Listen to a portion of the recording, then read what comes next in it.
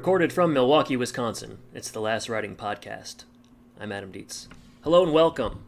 Last Writing Podcast is a podcast dedicated to those who dedicate themselves to the craft of writing. My name is Adam Dietz, and this is episode 4. So, for those of you that don't know, not each week, every other week I'm going to be talking to a new writer, talking about their background in the field, getting advice on how they got to where they are, what's worked for them, what hasn't, just really get into the weeds and talk about process for specific pieces and work that they've done. I want to talk to novelists, screenwriters, poets, nonfiction writers, fiction writers, and so on and so forth. Last week I spoke to Alex Baya. We talked comedy writing. Alex is the editor and founder of slackjaw.com and an accomplished writer in his own right. He shared some really great tips on how he got started and things that worked for him. Things like writing groups and holding yourself accountable via scheduling and just really carving out the time to put in the work and continuing to chip away at something and get better at it. So that was a fun conversation. Alex is a real smart guy, so hope you got something out of that. And be sure to check out slackjaw.com and Alex's other work. Before we get into this week's episode, I want to showcase a piece of writing that we published at the Last Writing Journal. So for those of you that don't know, the Last Writing Journal is working in tandem with the Last Writing Podcast, and that is a publication designed to showcase the work of burgeoning up-and-coming writers.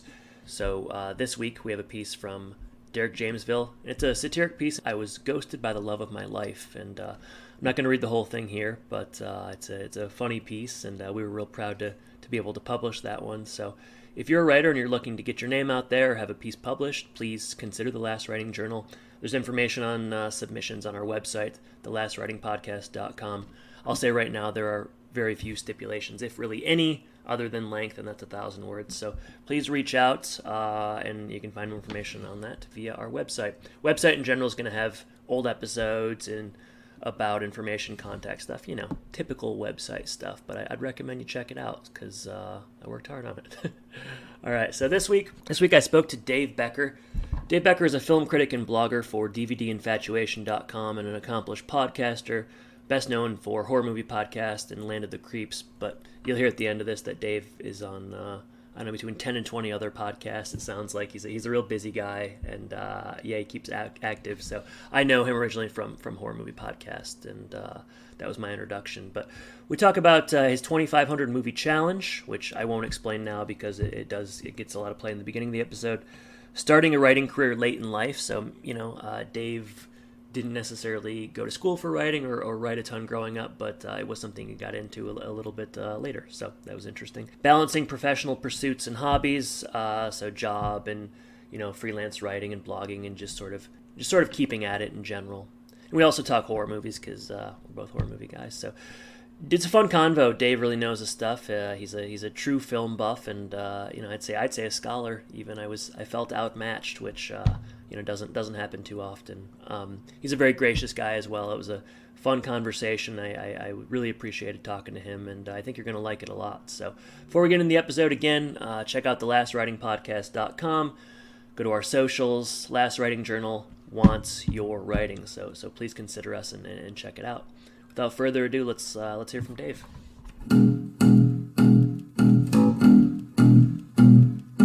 Hey, Dave, how are you? Hey, all right, how are you? Good. Nice to meet you. Thanks for coming on. Yeah, nice to meet you too. Absolutely. All right. Yeah. So I'm a big fan of yours. I've been listening to the HMP for quite a few years now. So it's a pleasure to have you on and talk about your writing and your film interest today. So. Oh, great. Yes, that's great. I'm looking forward to it. And thank you. Yeah, absolutely. So let's start off. Can you just talk a little bit about DVD Infatuation and your 2,500 movie challenge? Sure. Actually, I started it back in August of 2010, and I was unemployed at the time. And I had always wanted to write reviews. I'd always wanted to review movies. And I'd always start and stop. And then there was a project in 2005 where I was trying to put together a book, like a year of reviews, one per day. And I never really went anywhere with that.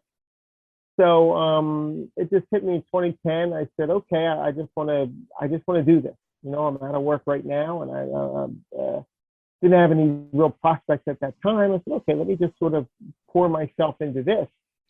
And my goal was to write 2,500 of them. Originally it was 1,000, and I put together a list of movies. Okay, here's what I want to review.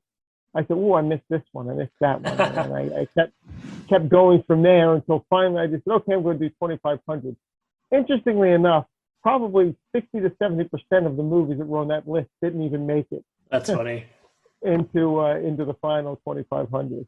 Wow, so 2,500, a good round number.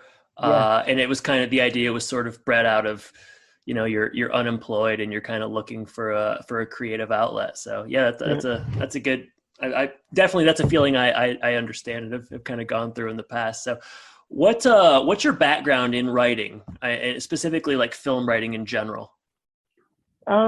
Really, my background is the DVD Infatuation. I had not really done anything prior to that other than my own personal writing. I mean, even in college, I went to school. I did take communications in college, but it was mostly for video editing and video. Just working on video production.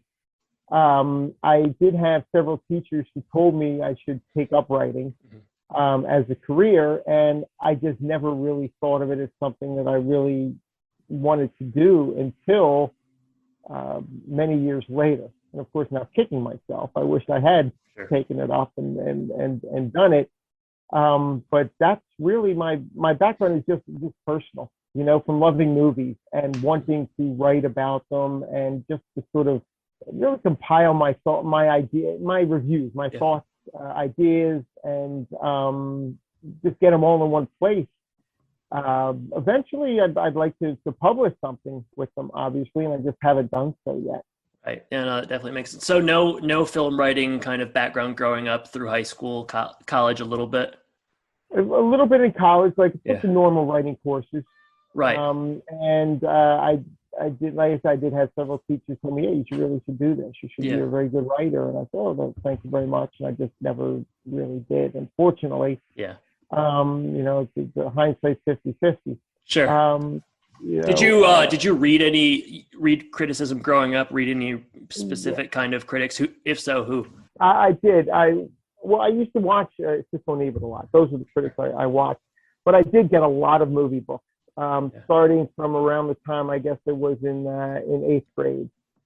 I just started to buy movie books, and it sort of coincided with. I fell in love with movies in 1981. It was Raiders of the Lost Ark that made me fall in love with movies. And I wanted to know more about them. I wanted to know how they were made. I wanted to know just a lot. I just wanted to delve into them. Yeah. So I started to buy books. And one of the earliest I bought was Truffaut Hitchcock. I guess Hitchcock Truffaut. I can't remember exactly which one it is. But that was one I sort of poured into, and I loved that one. And then I started to watch Hitchcock's movies. But yeah, I did have a lot of movie books. I was putting a lot of money into film books back then, biographies and criticisms and so forth. Yeah, pretty costly. Some of those film books can get up there in the $40-$50 range for sure. Do you think that any of the the film critics or the work of the critics you read early on kind of colored how you write about film now? The one, not early on, but a little bit later, when I started to read the criticisms of Francois Truffaut, I thought that, really the new wave, not just Truffaut, but Jean-Luc Godard, reading some of their critiques, just because they, all critics have a passion for movies. They have a love for movies. Theirs seemed to just really be all encompassing. Just like everything sort of dedicated to film, and you got that in their writings. I mean, when both in the positive and in the negative. I mean, just pretty big on hyperbole. A lot of them were. Sure. But there was something about that appealed to me. I really liked that. I liked that sort of level of passion, and that's what I sort of strive for. I don't know that I've ever gotten there, but that's something that I certainly reach for. Well, I think in reading the reviews on the website, The passion is palpable. I would say you're definitely there. And yeah, it's Okay. a labor of love, I'm sure. Yeah, that was one of the reasons I wanted to kind of have you on, was just uh, to talk to, I think it's very admirable. And I don't, I'm not going to just shower you with praise the whole time, but I think it's very No, admirable. You say, no, it's fine. All the praise you yeah, want. go ahead. Yeah, I got no problem with it. No, I really admire sort of the unpaid sort of just continually sort of chipping away at the writing when I mean you obviously you have a day job and so on, and yeah, I think Yeah, that's some of the most meaningful writing out there. So um thank you. kind of transitioning on, what do you view as being the essential elements of a review written on your blog? So what do do you have a general format? Are there things you're always including? Kind of talk me through that. Well, definitely a synopsis. I always put a synopsis out there, and I didn't always. When I first started the blog, some of my earliest reviews, I would put up at the top, up at the, if you look at on my page, I have, to start off the review, I have a poster of the movie, and I'll put the director, the star, the tagline, maybe a little bit of trivia about it. Early on, I put the DVD synopsis up there, the first couple hundred. That's what I put out on the site, because I figured, okay, that'll be the synopsis, and I'll just launch it into the review. Because I was thinking at the time, if I'm going to do 2,500 reviews, I'm just going to be happy. They're going to have to be 100, 200, 150, 200 words top if I'm going to make it through 2,500. Right. Well, after a couple hundred, I was like, that's just, it's not working for me. I don't like the DVD synopsis so much, and it felt cheating in a way that I'm not synopsizing it myself. So I started to do that. That's one thing I always include, is the synopsis of the movie. Sometimes I'll lead off with the synopsis of the movie. So that's important, but it's getting, I think it was Roger Ebert said that he was given advice once by a critic saying that, a man went to the movies and it's you. Your opinion does, your opinion holds value to somebody, and so make sure that gets in there. Make sure your opinion gets in there, and that it is your honest opinion of the movie. And that's what I do with a lot of my reviews as well. But always just like, I try to get the one thing, the one takeaway from a movie. So you're like distilling it down to the one kind of the big thing when someone considers, okay, go on. That's what it is. The one thing that I take away from every movie. That's important. Some movies I have 2, 3 takeaways. My reviews would average around 500 to 600 words is where I would average, but I have a few that get up around 11, 1,200 words. Just because there were some movies that just affected me in that way, that I had a lot of things to say about them. But that's the one thing, definitely the synopsis, and just that one takeaway, the one thing about the movie that really sort of appealed to me or didn't appeal to me. I would imagine over the course, and we should say that you finished the challenge, right? How long did it take you officially? Well, my goal was to do one a day. I missed that I started in 2010. In 2011, I had to go into the hospital. I missed that. I had to go in for an emergency surgery. But I did get, I think it was over 1,600 in a row. But then I slowed down a little bit. I had some more health issues. I finally started in August of 2010, and I posted number 2,500 on May 1st, 2018. Wow. And you've kept going. I've kept going. I stopped for a while, but now I'm back into it again. I kind of missed the structure of it. Yeah, of course. I kind of missed it, so I'm getting back into it again. Yeah. I mean, you do the same thing for 1,600 days in a row or something. It does start to feel like just a part of your life. Is there a new number in mind? 5,000? No, I think what it is now, it's just a 5-year plan. Okay. Just for the next 5 years, I'm going to be posting. It's not going to be every day. They're not going to, some of them will just be little capsule reviews. Right. But I just want to keep going. Yeah. And I do have ideas, like I'm starting to get into themes now. Back in, was it February, I think, or no, March, I posted the reviews of the films of Nicholas Ray, director Nicholas Ray. Because I had realized, geez, I didn't review any Nicholas Ray movies from my 2,500. How could I have overlooked every Nicholas Ray movie out there? So I just dedicated the whole month to his films. I think I did like 18 of them. And in May, currently, I'm looking at the films of Kirk Douglas, the ones I Right. did not review. I did cover some of them on during the 2500 challenge, but there were a lot that I didn't. So I'm sort of focusing on Kirk Douglas's movies. And I have other sort of themes going forward. Sometimes just like small ones, maybe will last a week, and other ones that will last the entire month, like these previous two have. Yeah, I did note. Is the Kirk Douglas just kind of because he's passed away recently, and sort of with that in mind? I think it was that. I think that sort of reminded me of Kirk Douglas in a way. And I knew that I had reviewed Spartacus, I reviewed Paths of Glory, Bad and the Beautiful, which are three great Kirk Douglas movies. But he had so many great movies out there. He was such a dynamic actor, and I always liked him in everything I saw him in. I said, okay, and I there was some that I know that I hadn't gotten into. His Western Posse, which is one of the most recent ones that posted. I've always enjoyed that movie. 7 Days in May, and films like that. I just wanted to sort of get back in and sort of dive back into Kirk Douglas's films, and I'm just getting an even stronger admiration for him as I do that as an actor. Because more times than not, he's not playing the good guy. Right. But yet he's still the most charismatic person on the screen. Yeah, a little bit like what his son would do, years later in the 80s and 90s, kind of scummy Michael Douglas movies where he's not a good guy, but you're on board with him for sure. Exactly. Wall Street, probably a great example. Exactly right. Yeah. Mm-hmm. Yeah. Basic Instinct, things like that. Yeah. Mm-hmm. So something I like to do on the show is kind of have someone talk me through a specific piece. So I always say I like to get into the weeds and kind of think about writing process and going from A to Z. So I wanted to kind of talk about your writing process for a recent review, and I'm assuming it's going to more or less be how you would work on most reviews, but specifically the Kirk Douglas Lonely or the Brave from 1962. So if you could kind of talk through like the second you decide that you're going to watch the movie to the minute you hit publish on your website, just mutations, edits, time spent, just spare no details. Sure.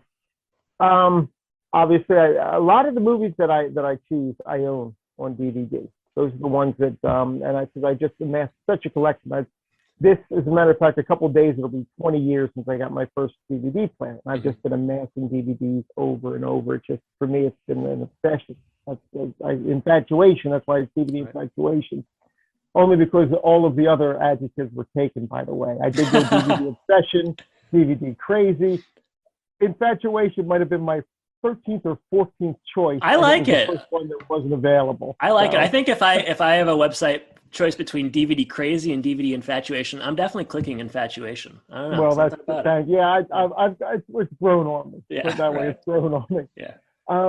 So I have them all cataloged, and I knew what movies I'm going to watch. So I take out Lonely or the Brave, pop it in, and I just start watching. Now, I have tried in the past to take notes while I'm watching the movie. The problem is I don't like to look away. I don't like to hit pause too often. I like to sort of take the movie in. And as a result, my notes are illegible. Yeah. Absolutely illegible. I go to read them at the end. I'm like, I have no idea what this sentence is. I have no idea what I was trying to say here. So I really just take the movie in. And I will... every now and again, I will refer to IMDb for their synopsis to get an idea of, okay, how their synopsis. But I always know in my mind, it's to the point now where I don't have to write down the synopsis. I have it. I know what the synopsis of the movie is. I can, right after watching it, I'll sit down to write it, and I can follow through the story without having to take a lot of notes. I will look up, actors and character names, like in case I missed the character name, or I'm not quite sure what actor portrayed this character. I'll look that up on IMDb as I'm writing. Now, something like Lonely or the Brave, I loved it. I thought it was such a good movie. I thought it was just absolutely tremendous. And there's a line that Kirk Douglas has in there where he talks about not liking sense or wanting to, just a freedom. And I thought, boy, that would be a great sort of opening quote, because that really sets the movie up. This is a guy who lived out, it's the modern world, but he's living as if it's the 1880s and he's living out on the range with his horse. He's just turned his back on society. I got that quote, and I said, that's going to be a great way to start it off. But there's so much going on in the movie that I feel like there are things that I have to touch on. There are certain things that I have to touch on. I have to touch on Kirk Douglas in the movie. I have to touch on the themes of freedom and just how he has sort of this cowboy's view of society. How the whole idea is he wants to break into jail because his best friend has been arrested, and he wants to break him out of jail.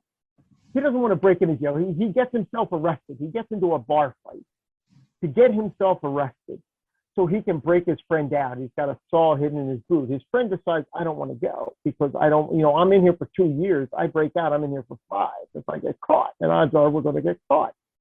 Well, Kirk Douglas doesn't feel the way. He goes, look, I'll die in here. I got to go. So he breaks out. Then it becomes a sort of chase with Walter Matthau playing a detective, and a Army helicopter is brought in because they know where he is, and sort of this mountain, and they're looking for him in this mountain, and you feel it closing in on Kirk Douglas. And all the time this is happening, there's another side story with Carroll O'Connor, Archie Bunker himself, as a truck driver, driving cross country into the area where this is happening, and you know it's going to tie in somehow, but you don't know how. And I love the way that happened. And this was one that Kirk Douglas himself said was his favorite role. Yeah. Wow. So with that in mind, I felt like, okay, I got to do this justice. I want to do this film justice. But yet it just really, the themes of it and everything had just hit me with that movie. That once I start writing, it just kind of pours out. Now, I'll write it, and then I'll walk away for a day or two. Okay, yeah. Okay, I don't do the editing right away. I'll walk away, because then I'll go back, I'll say, oh, that sentence is clunky. I got to do something about that sentence. Or, no, you know what, maybe this paragraph, it shouldn't be one paragraph. Maybe this needs to be 2 paragraphs, and I'll change it around. I don't know who it was, but there was someone who said, you don't write, you rewrite. Right. And I find that's very true for me.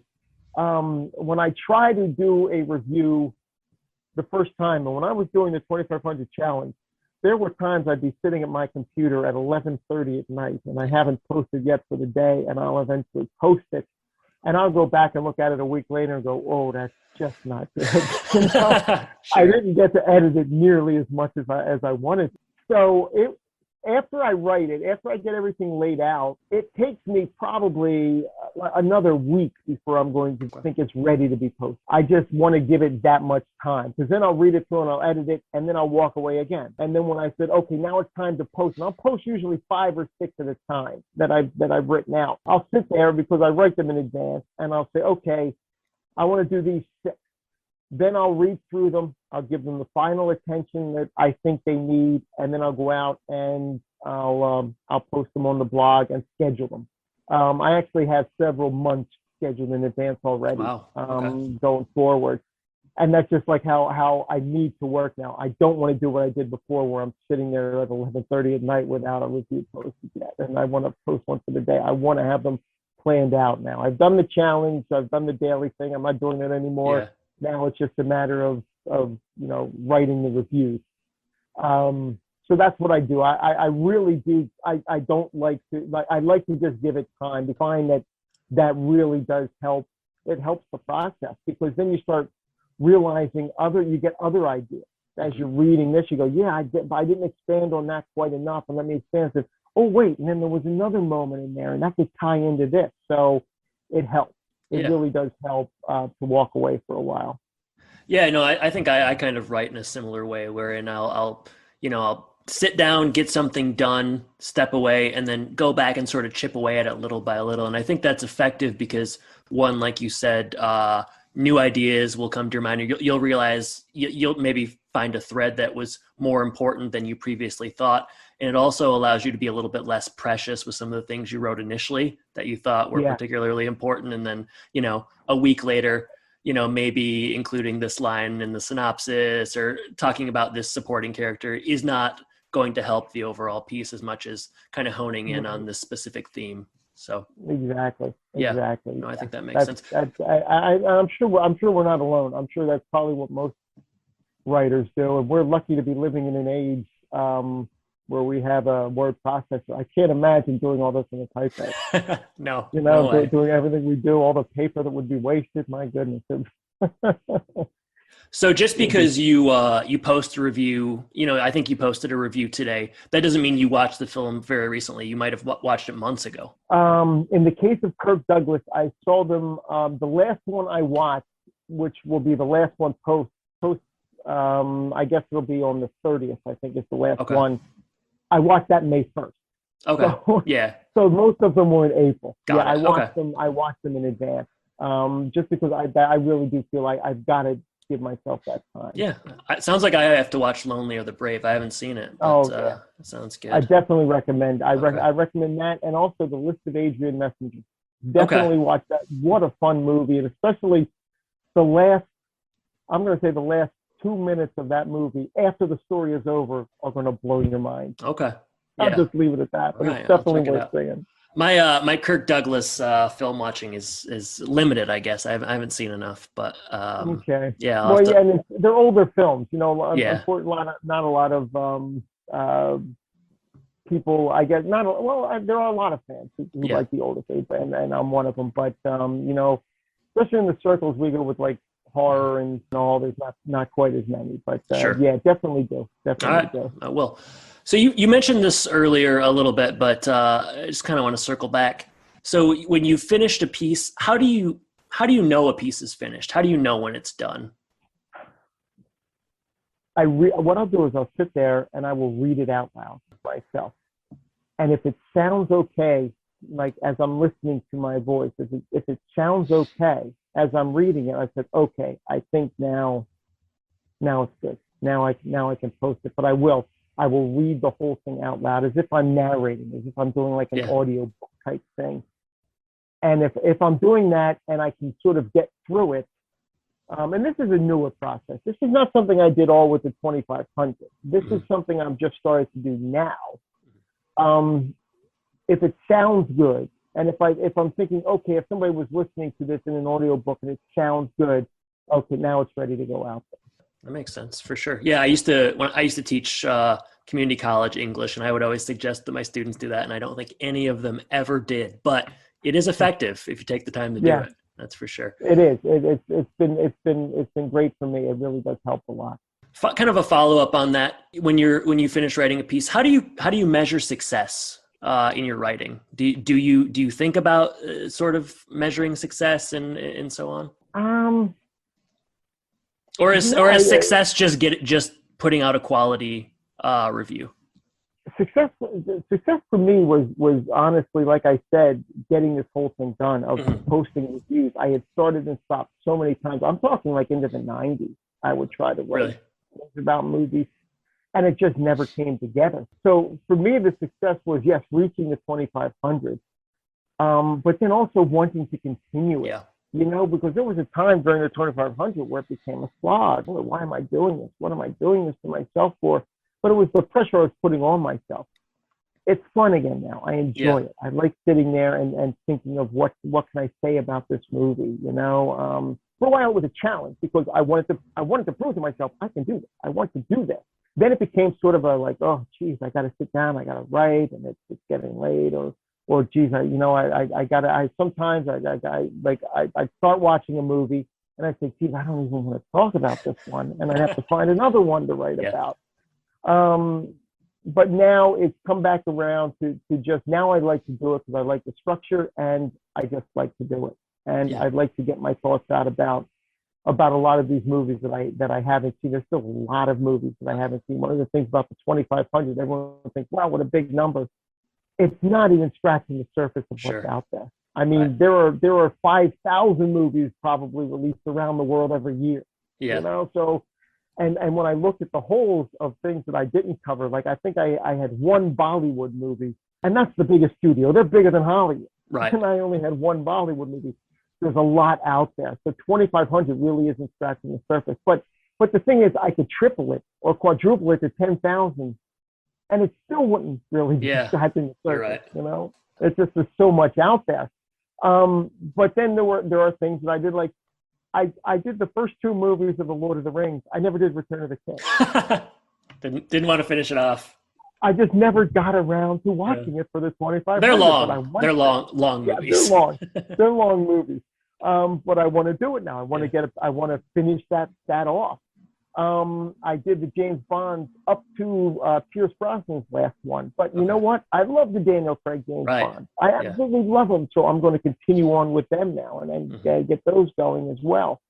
So there are little gaps out there. In the very first thing I wrote, it was called From the Desk of a Film Fanatic, which I have out on my blog. My introduction, I wrote my first review. That's my introduction. And one of the things I said in there is like, I'm not doing this in any order. One day I could choose to review, and I could choose to review, Halloween. The next day I might do On Golden Pond. And I put that right in that opening thing before review 1 was posted. I never reviewed On Golden Pond. So, I want to go back and I said, I guess I really should review On Golden Pond since I mentioned it. That might be a good one to end on. The very last review. Maybe that's not a bad idea. Maybe that'll be the last one, and then that'll be it. Yeah, that's funny. So you've done it a long time. You've reviewed a lot, thousands and thousands of films. I would imagine there are films you don't remember watching. Like you probably look back at reviews and there are films you don't remember watching, I'm guessing. I'll tell you what, I put things out on Twitter. I'll post, tweets with trivia. And every now and again, I'll go back and I'll make sure the link works. I'll go back to the review and I'll say, oh, it was this movie. And I'll read it and I'll say, not only do I not remember the movie, no memory of writing this. Yeah, and that's hours of your life. No memory of writing this. Yeah, that's I was like, wow, I did. There are times I'll look at it and say, oh, wow, did I really say that about that movie? And sometimes I'll go, wow, I said that. That's actually pretty cool. Have you ever gone back and changed a review or kind of done an addendum on anything? I am very bad with that. Yeah. When I go back to my early reviews, if I see something that is wrong or just a sentence that's wrong or I will go back and I will correct it. I'm like George Lucas in that way. I just can't leave him alone. Right. I keep tampering with them, and at some point, my co-host on HMP, Joel, who's given me great advice over the years. I've known him since damn near when I started this whole thing. He tells me, he goes, at some point you just got to walk away. Yeah. You got to say it is what it is, because other people reading it are never going to be as critical as you're going to be of the piece. Yeah. I mean, certain things, grammatical or spelling, aside. But he says if it's not that, other people are just not going to see it the way you see it. It's bothering you. Other people have read it and say, wow, that's really good. And it's like, okay. At some point, I got to walk away. At some point, I'll just say, okay, this review is locked. Boom. I'm not going to touch it anymore. Yeah. No, I completely understand. Otherwise, you're just tinkering into the abyss for forever. Ever and ever. You're taking a review you wrote 11 years ago and now putting it into the monitors. One of the biggest compliments I got was somebody, and I think it was I can't remember, it was a professional critic. I think it might have been a working critic who had followed me, and said one of the things that they liked was they saw my writing improve. Yeah. Because this was my writing lesson.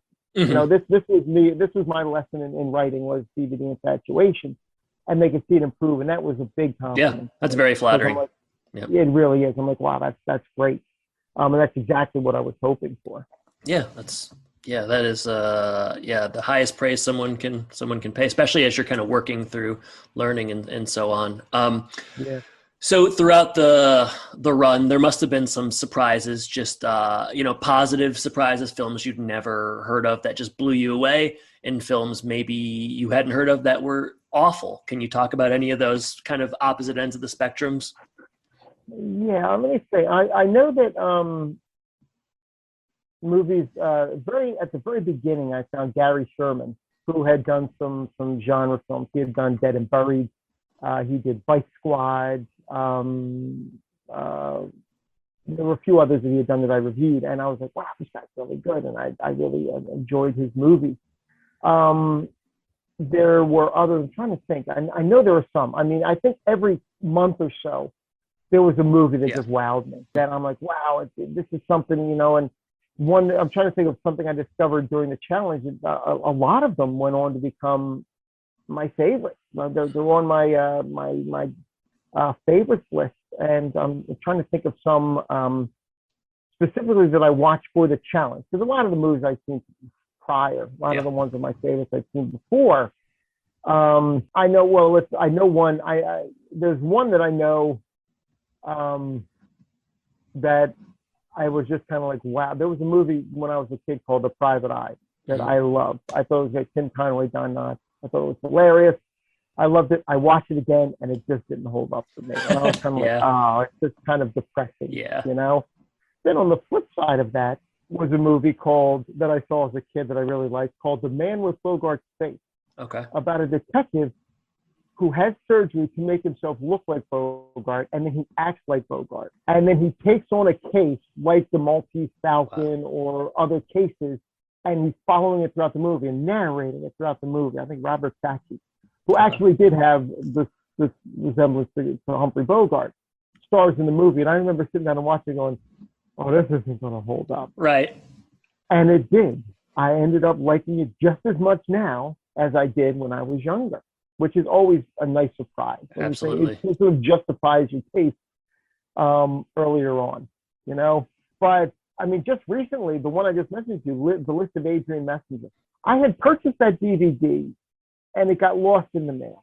And I remember thinking, you know what, maybe I'll just take a refund. I'm not going to ask for a new one. I'll just get a refund from Amazon. I'm not going to worry about it. And then it showed up. It showed up as, oh, okay, well, good, I guess, because I was looking at the cover and I was like, I don't know. And I looked at the story. I'm like, I don't know. I watched The List of Adrian Messenger and I absolutely loved it. I loved that movie. That's the most recent example I can think of a movie that just floored me, that I went in with minimal expectations and it just absolutely blew me away, and the story itself is good because, there's Kirk Douglas, but also George C. Scott is in this movie, and he plays what is essentially the lead. Because Kirk Douglas is playing the bad guy in this movie again. Right. George C. Scott is playing a Scotland Yard or former Scotland Yard detective or investigator or something. Just a really strong movie. It's a really good one, and I recommend it highly. That would be my most recent big surprise. What films maybe hold the dubious honor of being among the worst that you watched, or a particularly bad one? Okay, some of them I knew were going to be bad going in. So I could throw The Room, Sure. Fahrenheit from Outer Space. Yeah, right. Ega. These are movies I knew going in were going to be bad. Absolutely. There was one that I had seen on cable when I was younger that I thought was really good. And it was Wonton Ton, The Dog That Saved Hollywood. Oh, was that bad. Oh, boy, was that movie bad. Yeah. Just to a level that I mean, I go into it in the review. Sure. The one, I guess, that really got me, and it was sort of a big discovery for me when I found it on DVD, it was a Disney movie from the early 70s that I remember seeing in the theater. And as I was watching it, it's called Superdad, Bob Crane. As I was watching it, I remembered as a kid, I couldn't have been more than 4 or 5, watching it in the theater. All of it was coming back to me. And I put this in my review. I remember it had the guy from Hogan's Heroes, and it had the guy who was in McHale's Navy. And I remembered all of this about the movie. The one thing I didn't remember was how much it sucked. And boy, did that movie suck. I mean, it was awful, just god awful. Disney themselves didn't release it for 2 years. Yeah. They sat on the shelf thinking, boy, this thing is really a stinker. And it had Kirk Douglas. It had Kirk Douglas as a young man. It had Ed Begley Jr. and it had Bruno Kirby, all part of this young group and early in their careers. All of this stuff. What a rotten movie that was. Oh, it was so bad. That was probably that's the one that stands out. That and Wonton Ton, The Dog That Saved Hollywood. Other than the ones that I knew were going to be bad going into them. Sure. That Bob Crane had a big dichotomy between what who he was playing on screen and then whatever was Oh going on my in his goodness. private life. That's for There sure. are stories about, as a matter of fact, there are stories. Yeah. One of my favorite, if you just got a moment, one of my Sure. favorite stories, again, Carol O'Connor had just moved into this neighborhood in LA where Bob Crane lived. So Carol O'Connor was going around and introducing himself to his neighbors. Bob Crane invited him in, took him downstairs, and started showing him his sex videos. Yeah. I mean, Having just met Carol O'Connor, started showing him his videos. Brought him downstairs to show him his videos. that's insane. Yeah, I do like Greg Kinnear is really good in that Bob Oh, Crane and movie. autofocus. Yeah, I really like that. I saw that in the theater. I was lucky enough to It's see really that good. in the theater. Yeah, that's really One of the interesting things about that, because Bob Crane's son, he has several sons. His son from his second marriage took great offense to that movie. He didn't like the way that it was, even though the first son participated in the movie. The second son didn't like the way he was portrayed in that movie. The biggest problem he had with the movies was when they said that Bob Crane had a penis enlargement. Okay, that was where he drew That was the problem he had with the movie. That was where he had the problem with the movie. Nothing else. Not his depiction of his father as a sex maniac didn't bother him. That's what bothered him. Oh, wow, that's good. It's where he drew the line. No, that's fair. Yeah, that was it. Yeah. Kind of transitioning into life outside of writing. You have a day job. You're on a couple of different podcasts, and you're doing this movie, this film writing in this movie challenge. How do you kind of navigate all those things throughout a given week? With the podcast, it's a little easy because what I'll do a lot of times is I'll write a review about the movies where I'm doing on the podcast to schedule out later. Right. So I can kind of kill two birds with one stone there. I don't always do that. So sometimes we're watching a lot, and I just got to get these movies in, especially with like Land of the Creek. We try to watch all the movies, as long as there's 12 of them within a week or so that I have to watch. And sometimes it's the same with horror movie podcasts. So I do that.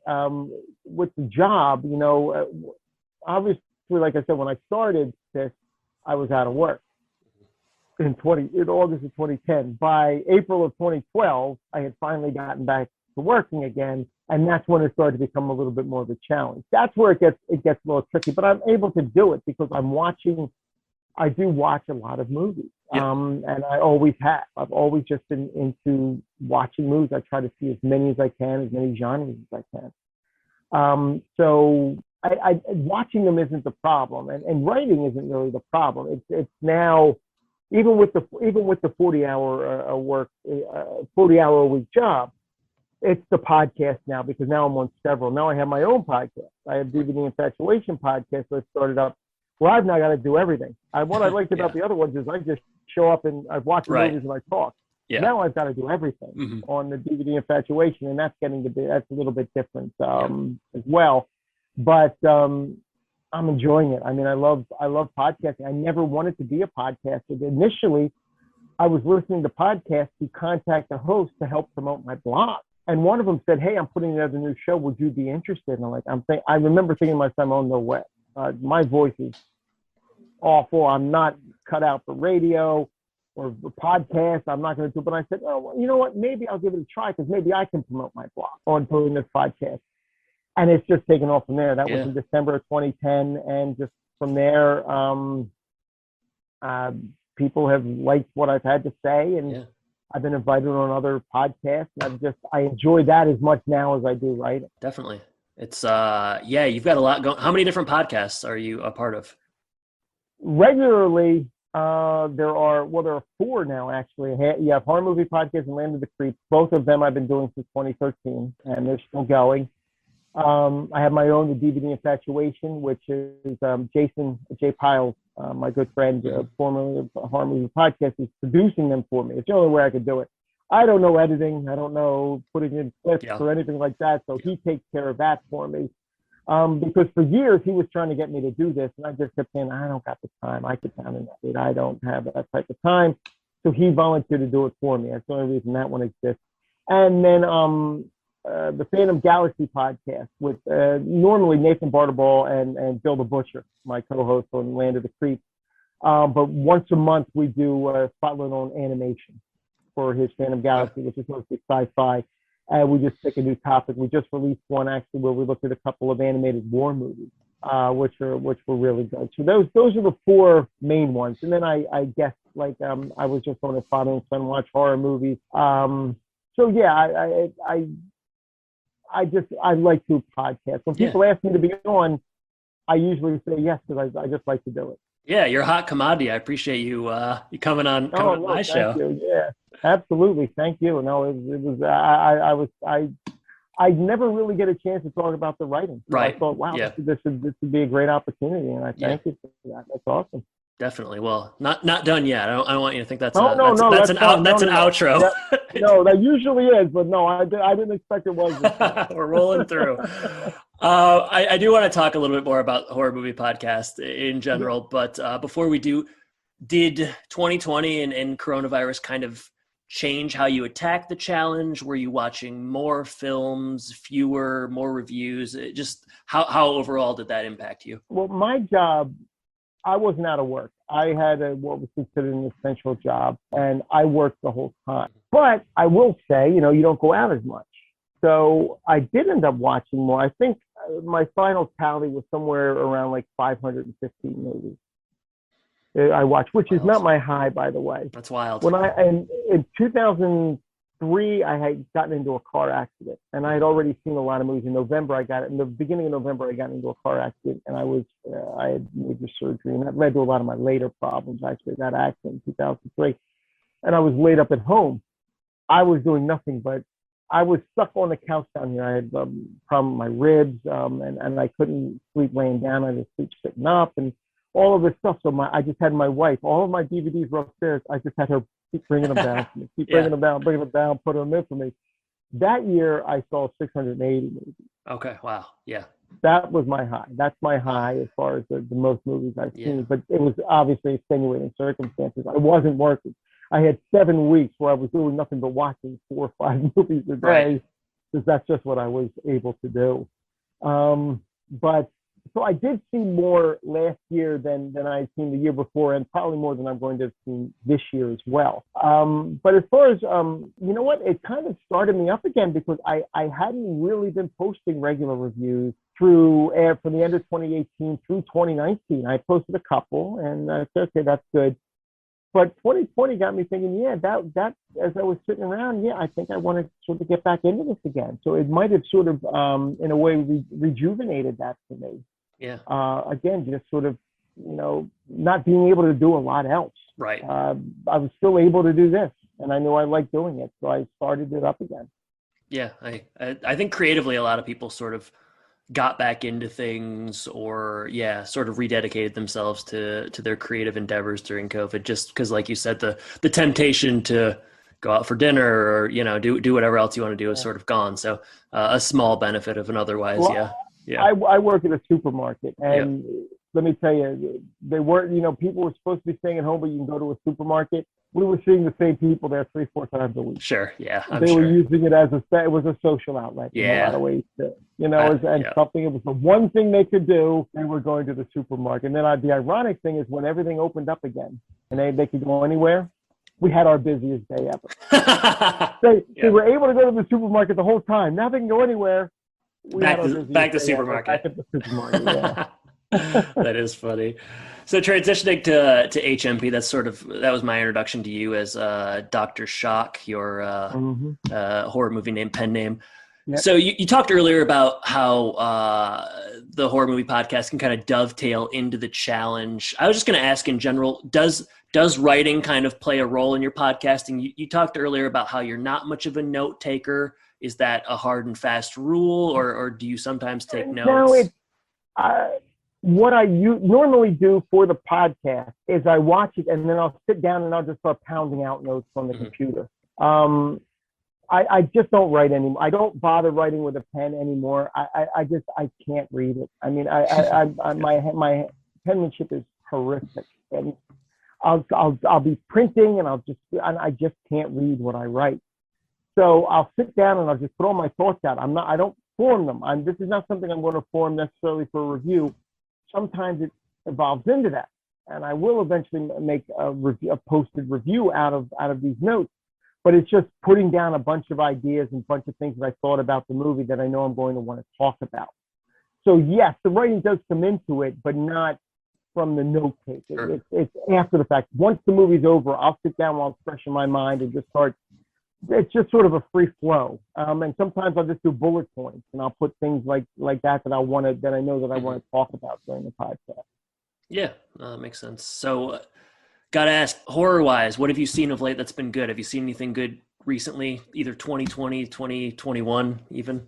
You mean a newer movies? Yeah, or newer or older, either one. Well, my number one movie for 2020 was Anything for Jackson. Okay. I loved Anything for Jackson. It's amazing. If you haven't seen it, definitely see Anything for Jackson. Yeah. It's a great movie. It was my number one. And it's one of those ones where, everyone thinks, 2020 and didn't get quite as many movies. Anything for Jackson might have been my number one in other years as well. Really? And there's been some strong years recently for horror, Host. Have you seen Host? I saw Host. That was a 2020 horror movie in every respect. Yeah. That one I really enjoyed as well. What was some other ones? I know we had just. I felt like it was a pretty decent year for horror. What came out I did enjoy. I did too. I really did. The Invisible Man came out last year. A lot of people forget it. That was actually one that was in the theater at the beginning of the year before everything sort of broke, and that was a good movie. Recently, I did see one film that I really enjoyed. It is from 1967, a Russian. It's actually a Soviet horror film called VIY, which I thought was very interesting, and it has some comedy in it too. And it goes back. It's set like it's almost like a legend, like a folk legend from Russia about V, which is like a vampire. And it's about a priest in training who I guess they're on leave, and him and some friends go to this farmhouse, and there's an old woman there who he thinks is a witch, and she flies him off somewhere. She is a witch, and he ends up killing her. What ends up, he thinks he's killing the witch, but he kills the daughter of a rich landowner, and then he runs off. The landowner ends up contacting the priest to come help save his daughter. You know what it is, there's a tradition, I guess, where a priest will sit alone with the body in the burial chamber for 3 days saying prayers. So this priest, he's going to get all these gold pieces if he does it, so he's going to do it, even though he knows, nobody else has really put together that he's the reason she's laying in there. Right. Turns out she really is a witch. And she wakes up each night, he's in there, and then he comes out the next day and he knows he's got to go in there the next night. So it's really it's a very interesting horror film. Yeah. What was that called again? VIY. Okay. From 1967, I believe that one came out. Okay. Yeah. Well, certainly, I know lots of stuff to come out this year, horror wise. So. It's going to be a big year, I think. I'm looking forward to it. Have you seen Saint Maud? No, and I've heard good things about it. That's one that I really want to see. Did you get a chance to see it? Yeah, I watched it last week. It was, I just sort of popped it on, and it disturbed me. It really did. It left an impact in a way that I think I would liken it to like The Lodge. I don't know if you watched The Lodge. I have seen The Lodge. Yeah, it was. Thematically, it was like that, and equally kind of disturbing, particularly as it went along. But that was one that kind of knocked my socks off. So that is one that's toward the top of my list. Yep. It's like up there with. I really want to see the new Ghostbusters movie. I got to be honest with you. Yeah. It's just sort of hard. I've been waiting for that one because next November. I saw the trailer and it just sort of blew me away. I was like, oh my God, this is like the perfect way to bring back Ghostbusters. Right. It does. It'll be fun. And then Halloween as well. And the Halloween, the next Halloween, and also Candyman is finally going to come out this year. Yeah, it's going to be good. Candyman, I'm looking forward to. There's a Absolutely. lot. And the new Conjuring. Yeah, that's like a week or so. So very soon. Yeah, so it's coming out very soon. Up. Quiet Place 2 Part 2 just came out. Going tomorrow. And I saw trailers for that in the theater, right before the shutdown. That was ready to come out. Yeah. I mean, that was like a week or two away from coming out. And here it is, a year and 3 months later, it's finally getting released. Yeah, that's interesting. The reviews for Quiet Place 2 have been very strong, and I would have predicted probably the opposite. It just didn't seem like something that necessarily needed a sequel. So I'm very curious to see what they do with that. What it is, it's a prequel, I believe. Oh, really? Okay, that makes sense. I believe, because in the trailer, there's a scene where the mother and the kids are in the car and they're saying, "Oh, look, there's Dad." And anybody who knows what happens in the car, sure, right. So I think it's sort of leading up and I don't know for sure, but because I haven't read, but from what I believe, it's a prequel to show how they got to that point. Okay. Where A Quiet Place begins. Well, yeah, I'm going tomorrow at 4:45, so I am. Awesome. I'm looking forward to it. I want to see that, and I do really want to see Godzilla versus Kong on the big screen. I think I've got to. It's been playing. My son saw it on HBO upstairs.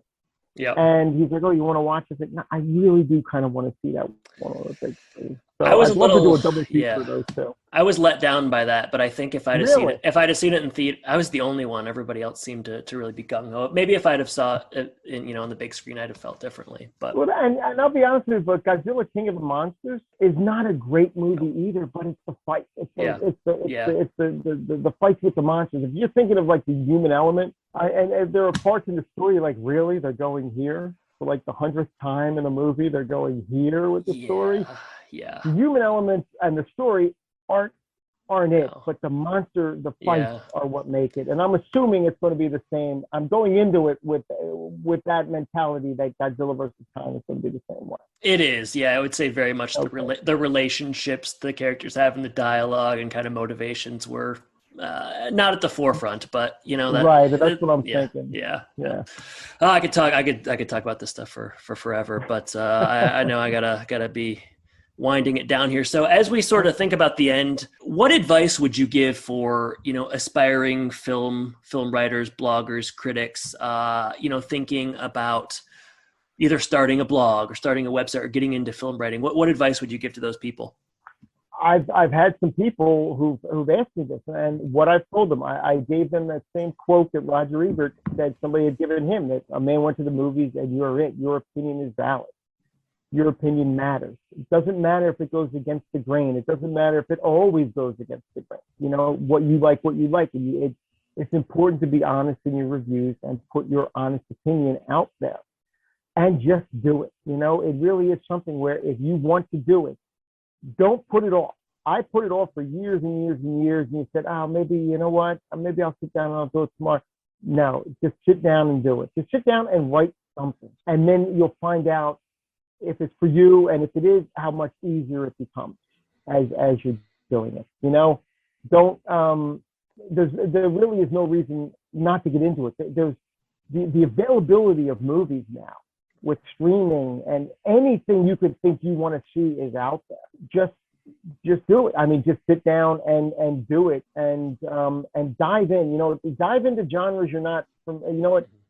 Dive into something that you've never seen before, a genre. Something you've never even thought you'd watch, and just write a review of it. Yeah. Just write an honest review of it as an outsider, and that would be a good place to start. Pick a movie you never thought you'd want to see in a genre you never thought you cared about, and write a review about it. Something that you're not invested.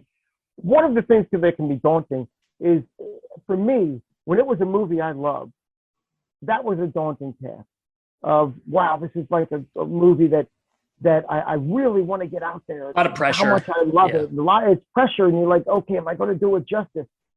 That's why I'm saying, just pick a movie that you don't even really care about and write about it. And that would be a good place to start. And then from there, you'll just sort of build, and you'll get more confidence. And I think, I think that's the way to go. Yeah, that's sound advice. So maybe starting with a film like Bob Crane's Super Dad or something like that. Starting off. I don't know if I recommend that. No, I think that's really sound advice. Well said, and I agree with you on all that. So.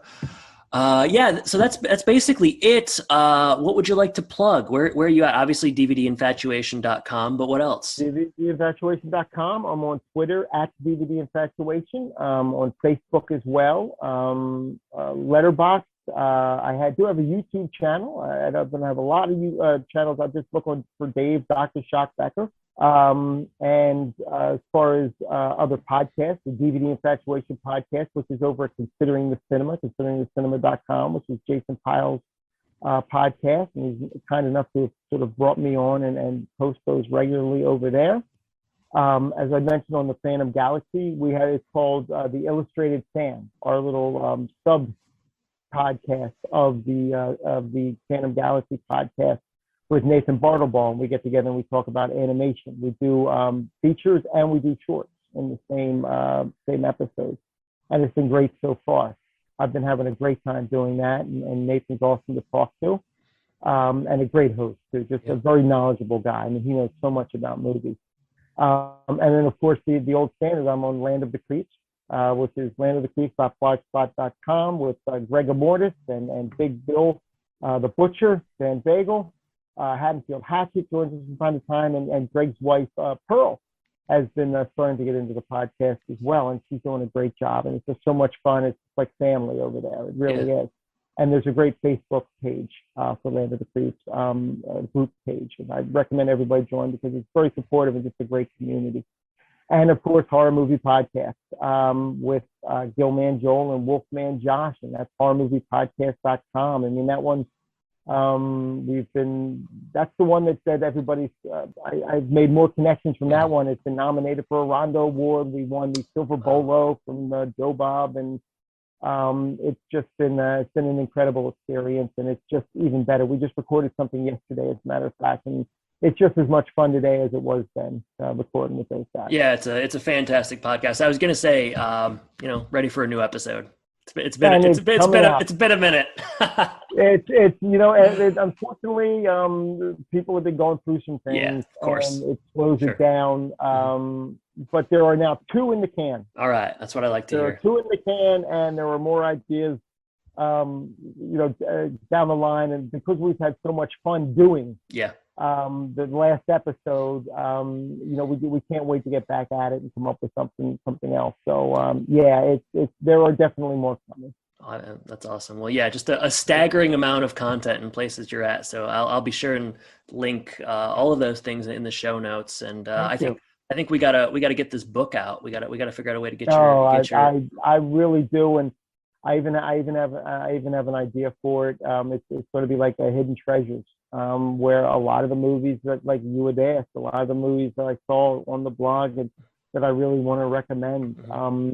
It's going to be that. That's going to be the first one, and I have them laid out. It's just, now with everything, there's something that I haven't done, and the book is it, and it's really something I should be doing.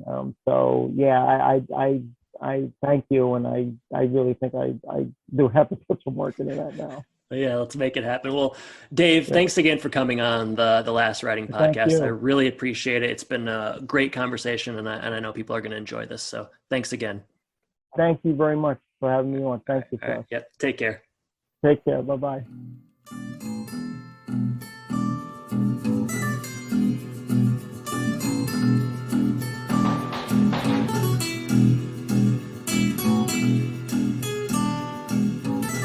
Next week, we'll have Randall Colburn on popular culture. See you then.